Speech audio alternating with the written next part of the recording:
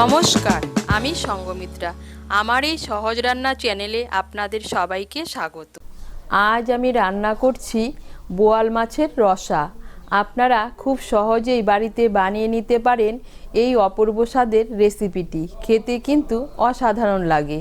আপনাদের যদি এই রেসিপিটি ভালো লাগে তাহলে লাইক এবং শেয়ার করবেন, আর রেসিপিটি কেমন হয়েছে অবশ্যই কমেন্ট করে জানাবেন। আরও নতুন নতুন রেসিপি পাওয়ার জন্য চ্যানেলটিকে অবশ্যই সাবস্ক্রাইব করবেন। প্রথমেই মাছটাকে ম্যারিনেট করে নেব। তার জন্য এর মধ্যে দিয়ে দিচ্ছি সামান্য একটু হলুদের গুঁড়ো,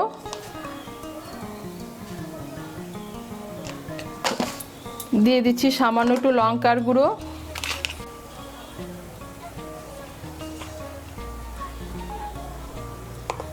দিয়ে দিচ্ছি স্বাদ মতো নুন,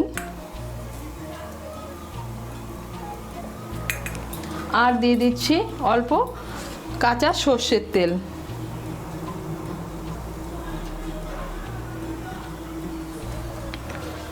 নুন, হলুদ, লঙ্কার গুঁড়ো আর কাঁচা সর্ষের তেল দিয়ে মাছটাকে ভালো করে মেখে নেব। মেখে নিয়ে 10 মিনিটের জন্য ঢেকে রেখে দেব। মাছগুলো ভেজে নেব। তার জন্য কড়াইতে দিয়ে দিয়েছি সর্ষের তেল। তেলটা গরম হয়ে গিয়েছে, এর মধ্যে মাছগুলো ভেজে নেব। মাছগুলো খুব সাবধানে ভেজে নিতে হবে।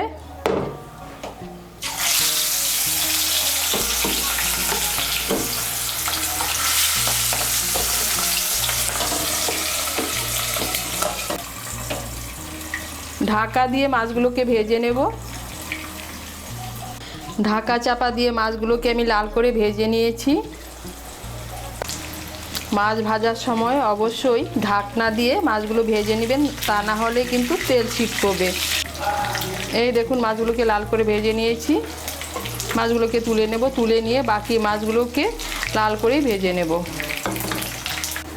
মাছগুলোকে ভেজে নিয়েছি। কড়াইতে অনেকটা তেল রয়েছে, তেলটাকে একটু কমিয়ে নেব।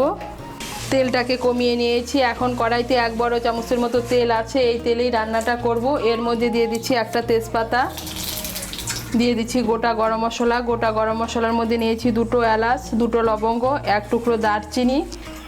এলাচের মুখগুলো একটু ফাটিয়ে দিয়েছি। এর মধ্যে দিয়ে দিচ্ছি হাফ ছোটো চামচ গোটা জিরে।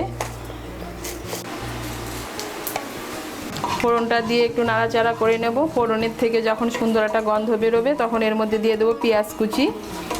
এর মধ্যে দিয়ে দিচ্ছি একটা মাঝারি সাইজের পেঁয়াজ কুচি।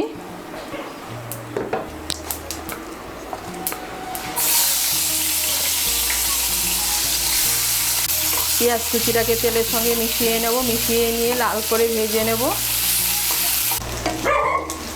পেঁয়াজ কুচিটাকে লাল করে ভেজে নিয়েছি। এখন এর মধ্যে দিয়ে দেব আদা বাটা। এর মধ্যে দিয়ে দিচ্ছি 1 ছোটো চামচ আদা বাটা। দিয়ে দিচ্ছি রসুন বাটা। এর মধ্যে দিয়ে দিচ্ছি 1 ছোটো চামচ রসুন বাটা। দিয়ে দিচ্ছি কাঁচা লঙ্কা বাটা। এর মধ্যে আমি দিয়ে দিচ্ছি 4-5টা কাঁচা লঙ্কা বাটা। আদা বাটা রসুন বাটাটাকে ভালো করে মিশিয়ে নেব। মিশিয়ে নিয়ে একটু ভেজে নেব তেলের সঙ্গে। আদা বাটা রসুন বাটার কাঁচা লঙ্কা বাটাটাকে তেলের সঙ্গে মিশিয়ে নিয়ে একটু ভেজে নিয়েছি। এখন এর মধ্যে দিয়ে দেবো টমেটো বাটা। এর মধ্যে আমি দিয়ে দিচ্ছি একটা মাঝারি সাইজের টমেটো বাটা। টমেটো বাটাটা খুব মিশিয়ে নেব। মিশিয়ে নিয়ে একটু ভেজে নেব। টমেটো বাটাটাকে মিশিয়ে নিয়ে একটু ভেজে নিয়েছি। এখন এর মধ্যে দিয়ে দেবো গুঁড়ো মশলা। গুঁড়ো মশলার মধ্যে নিয়েছি 1 ছোটো চামচ হলুদের গুঁড়ো, 1 ছোটো চামচ লঙ্কার গুঁড়ো আর 2 ছোটো চামচ জিরের গুঁড়ো। এগুলো দিয়ে একটা পেস্ট বানিয়ে নিয়েছি। পেস্টটা এর মধ্যে দিয়ে দিচ্ছি।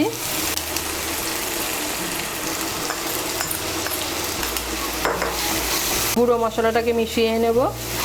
মিশিয়ে নিয়েছি। এর মধ্যে দিয়ে দেবো স্বাদ মতো নুন। নুনটাকে মিশিয়ে নেব। মিশিয়ে নিয়ে মশলাটাকে ভালো করে কষিয়ে নেব। এই দেখুন মশলাটাকে ভালো করে কষিয়ে নিয়েছি। মশলাটাকে ভালো করে কষিয়ে নিতে হবে, তা না হলে কিন্তু কাঁচা আদা রসুনের গন্ধ থেকে যাবে। তাই মশলাটাকে ভালো করে কষিয়ে নিতে হবে। মশলার থেকে যখন তেল ছেড়ে দেবে তখন বুঝে নিতে হবে মশলাটা ভালো করে কষানো হয়ে গিয়েছে। এখন এর মধ্যে দিয়ে দেব জল। আপনারা যেরকম ঝোল খাবেন সেই অনুযায়ী জল দেবেন। আমি এর মধ্যে 1 কাপ গরম জল দিচ্ছি।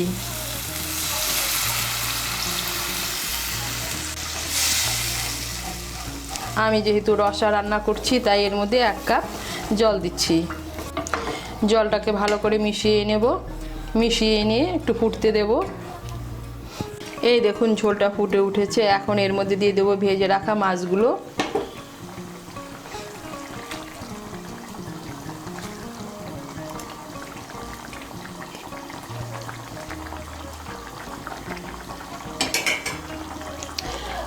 মাছগুলোকে ভালো করে মিশিয়ে নেব। মিশিয়ে নিয়ে আঁচটাকে মিডিয়াম করে 10 মিনিটের জন্য ঢেকে দেব।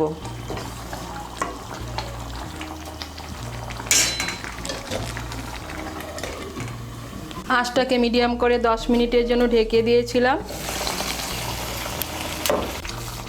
এখন এর মধ্যে দিয়ে দেব গরম মশলার গুঁড়ো। এর মধ্যে দিয়ে দিচ্ছি 1/2 ছোট চামচ গরম মশলার গুঁড়ো।